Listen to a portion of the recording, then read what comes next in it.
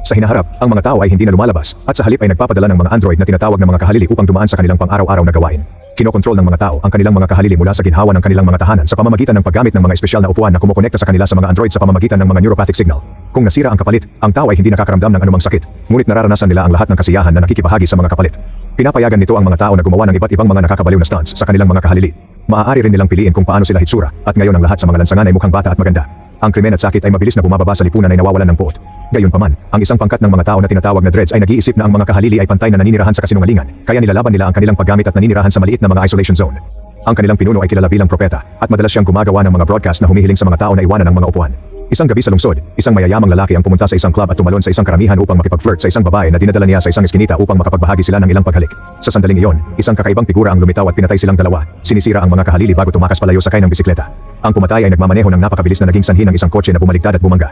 Makalipas ang ilang sandali, dumating ang mga ahente ng FBI na sina Peters at Greer sa pinangyarihan ng krimen. Ipinaalam sa kanila ng isang pulis na ang lalaking biktima ay hindi rehistradong kahalili, ngunit ang babae ay. Gayunpaman, ang may-ari ay hindi gumawa ng anumang ulat. Ang parehong mga surrogates ay nasunog sa memory chip sa lalaki ay pinirito, ngunit kinuha pa rin ito ni Greer upang pag-aralan ito. Pagkatapos ay pumasok ang mga ahente sa apartment ng babaeng may-ari ng kahalili para lamang makita siyang patay na may dumudugo na ilong. Nang suriin nila ang mga controller, natuklasan nila na ang huling bagay na nakita ng babaeng kahalili ay ang mga mata ng kanyang kapareha na nasusunog bago naputol ang feed. Pagkatapos, umuwi si Greer at kumuha ng isang baso ng tubig sa kanyang sarili, na kinukumpirma na gumagamit din siya ng kahalili habang ang android ay nagparada mismo sa aparador. Ang tunay na Greer ay umalis sa control chair at pumasok sa isang silid ng mga bata kung saan nakatitig siya sa isang larawan niya kasama ang kanyang asawa at kanilang anak. Susunod, sinusuri niya ang kanyang asawang si Maggie. Sino ang nakikipag-usap sa kanya sa pamamagitan ng kanyang kahalili? Gusto ni Greer na magbakasyon nang hindi ginagamit ang mga katawan ng android. Gusto niyang maglakbay ng tunay. Itinuro din niya na matagal na silang hindi talaga magkasama. Tanging ang kanilang mga kahalili ay nakikipagkita sa bawat isa, at sinabi ni Maggie na mas mahusay ito. Kinaumagahan, natagpuan ng ilang mga estudyante na patay si Jury at puno ng dugo sa kanyang upuan. Ibig sabihin, siya ang tao sa likod ng nawasak na lalaking kahalili. Makalipas ang ilang sandali, ang amo ni Greer, ibinahagi ni Andrew. Narito ang detalye kasama ang mga ahente. Dalawa ang nawala sa atake sa kanilang mga surrogate. Kasunod, sinuri ni Greer at Peters ang footage mula sa surrogate memories at nakakita ng lalaking may dalang armas. Napagpasyahan nilang maaaring homicide ang nangyari. May nagbigay alam sa kanila na si Jared ay anak ni Lionel, tagapagtatag ng surrogacy. VSI o Virtual Self Industries, ang kanyang firm, ay kilala sa buong mundo. Kinik-out siya ng kanyang partners ilang taon na ang nakalipas. Noong mga panahong iyon, naging reckless si Lionel ngunit natuntun din ng mga ahente kung nasaan siya at kinonfronta si Lionel. Sinalubong nila ang surrogate ni Lionel, na nagpahayag na madalas itong isolated kay Jared. Pinagkalooban din ni Lionel si Jared ng surrogate ng mag-college upang makatulong sa bonding. Sunod-sunod na tanong ang binato ni Peters kay Lionel na ikinairita nito, kaya't pinakalma siya ni Greer sa pamamagitan ng pagpapadama ng empatiya dahil siya rin ay nagdalamhati sa pagkawala ng anak. Tinanong ni Greer kung may posibilidad bang may gustong manakit kay Lionel o Jared, at dito na-realize ni Lionel na ang pumatay ay inakalang siya at hindi batid na kontrolado ito ni Jared. Biglang namatay ang surrogate at lumabas si Lionel sa kanyang upuan. May breakdown dahil siya ang sanhi ng aksidente sa kanyang anak. Sunod, tumungo sina Greer at Peters sa VSI para alamin sa mga staff ang insidente ng pagkawasak ng mga surrogate.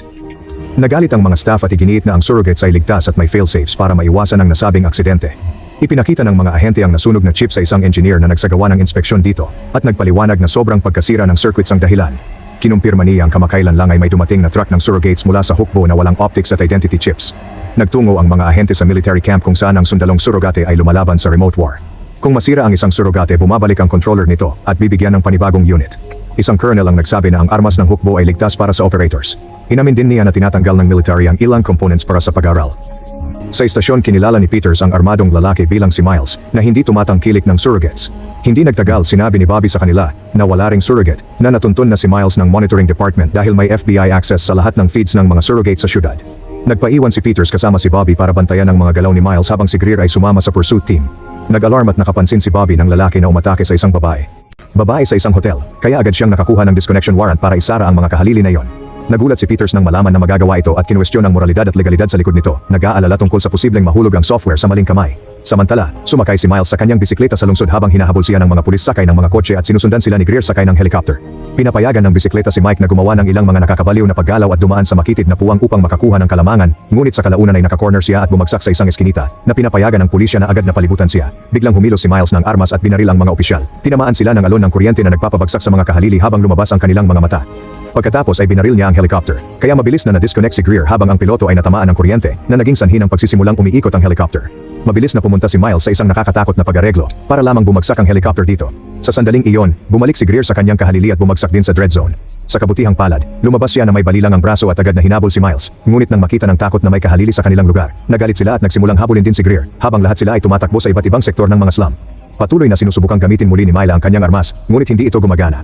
Upang makuha ang itaas na kamay, tumalon at umakyat si Greer sa iba't ibang istruktura na natamaan ng isang truck sa proseso. Dahil hindi siya makaramdam ng sakit, patuloy lang siyang nagpatuloy hanggang sa wakas ay nagawa niyang sulok si Miles at humingi ng armas. Binigyan siya ni Miles ng kanyang bag, ngunit bago ito buksan ni Greer, bigla siyang binaril. Habang ibinalik ni Miles ang bag, patuloy na binaril ng isang babae si Greer at tinawag siyang kasuklam-suklam, na naging dahilan upang siya ay disconnect sa kanyang kahalili sa bahay. Dumudugo si Greer at sinubukang umalis sa kanyang silid para lamang humihiri sa quarter. Sa kabutihang palad, natagpuan siya ni Maggie at tumawag ng ambulansya.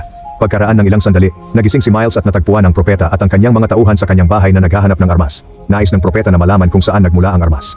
Kaya inamin ni Miles na wala siyang ideya na ang isang hindi kilalang tao ay nakikipag-ugnayan sa kanya sa pamamagitan ng mga disposable phone at binabayaran siya para gamitin ang armas, ngunit iyon lang ang alam niya.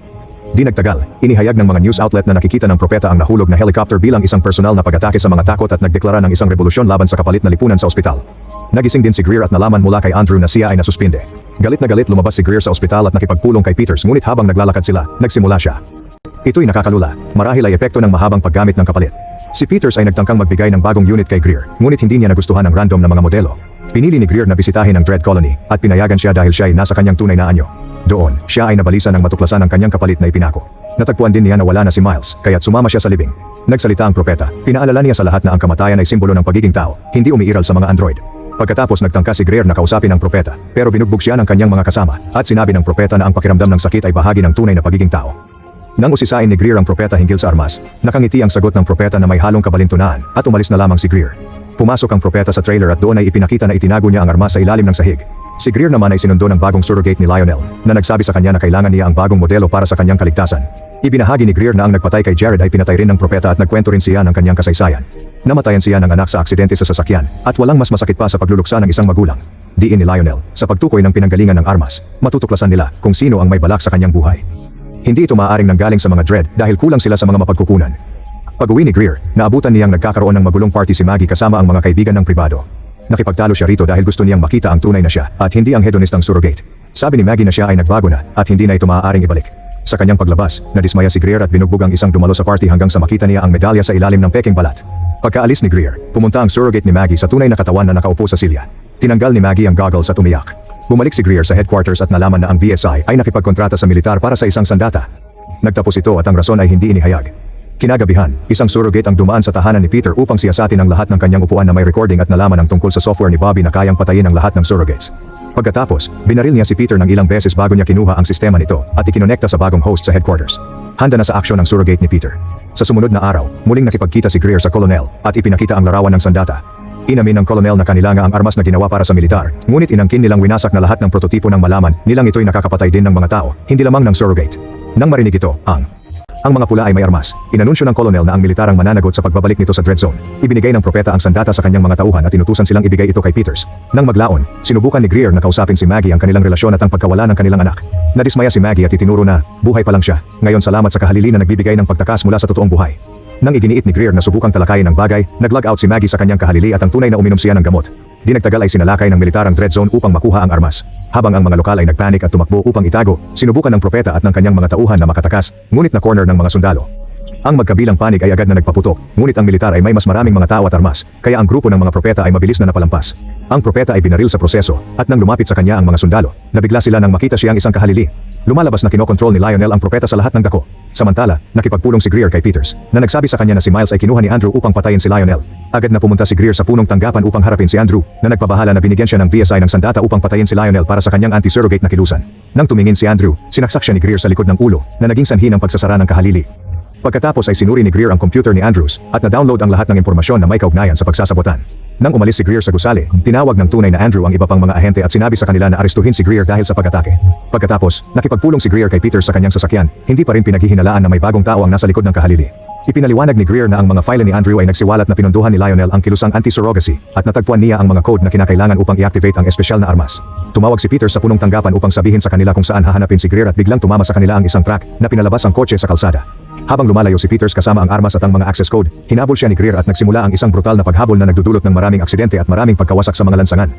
Pinapayagan siya ng kahalili na katawan ni Peter na iwasan ito sa mga kamanghamanghang pagtalon, at si Greer ay nauwi sa pagbagsak sa isang tindahan, kaya nakatakas si Peters. Di nagtagal, isang grupo ng mga ahente ng FBI ang nagpakita upang hanapin si Greer, kaya nagtago siya at lumilibot upang magnakaw ng kotse. Pagkatapos ay tinawag niya si Bobby at hiniling sa kanya na isara si Peter surrogate, ngunit huli na. nakarating muna si Peter sa kanya at pinosa si Bobby. Ngayon ay sinusubukan ni Peters na ma-access ang buong surrogate network sa sandaling iyon. Hinanap si Andrew at sinikap niyang hanapin ang mga kadahilanan, lang makita niya na siya ay manipulado ni Lionel. Pinilit ni Andrew, na puno ng desperasyon, na kumbinsihin si Lionel na ang mga kapalit ay benepisyal sa tao, subalit nanindigan si Lionel na ang mga individual ay nararapat mabuhay ng tunay, at ginamit ang armas upang wakasan si Andrew bilang tugon sa pagkawala ng anak niya. Kasunod nito, umaksyon si Peter upang magpasok ng virus sa sentral ng kahalili, na may layuning lipulin ang bawat taong umasa dito. Di maglaon, bumulaga si Greer sa tahanan ni Lionel at hinagupit ang mga tagapagbantay na kahalili upang siya ay makapasok. Naghanap siya sa loob at sa duloy natagpuan ng isang lihim na pinto, na pagdakay nagbunyag ng isang silid na puno ng mga kahalili kasama na ang propeta at ang puminsala kay Peter. Si Lionel, nakaupo sa wheelchair habang tumututok ng baril kay Greer, ay nagpaliwanag na ang mga taong nasa loob ng mga kapalit ay wala ng buhay, kung kaya't siya ay naniniwalang naglilingkod sa ikabubuti ng lahat. Inihayag ng sistema na kumpleto na ang pagkakalat ng virus, kaya't winalis ng sariling kamay ni Lionel ang kanyang sarili gamit ang isang kemikal. Pagkatapos, binuhat ni Greer si Lionel palayo sa upuan at nakipag-ugnayan kay surrogate ni Peter. Agad niyang kontak si Bobby, na nagturo sa kanya kung paano hadlangan ang virus. Ilang segundo na lamang bago matapos, napigilan ni Greer ang pag-aalab ng virus at naligtas ang mga gumagamit, subalit na ipalaganap na nito ang kasiraan sa mga kahalili at bakas na lang ang pagkasira. Naiwang nangyari ito ni Greer upang makamit ng mundo ang kalayaan mula sa pamamayani ng mga kapalit. Habang nagiging aktibo ang virus, dumating ang isang ahente ng FBI at binaril si Peter Surrogate. Di nagtagal, ang mga kahalili sa buong mundo ay nagsara at nagsimulang bumagsak, na pinupuno ang mga kalye at gusali ng mga walang buhay na robot. Umalis si Greer sa bahay ni Lionel at pinapanood kung paano lumalabas ang mga tao, nakaramdam ng pagkahilig at pagkalito. Kapag nakauwi siya, sa wakas ay nakayakap muli ni Greer ang tunay na magi, inihayag ng balita. Ang mga kahalili ay hindi na gumagana, ngunit walang nasaktan, kaya ngayon ang sangkatauhan ay kailangang masanay muli sa buhay.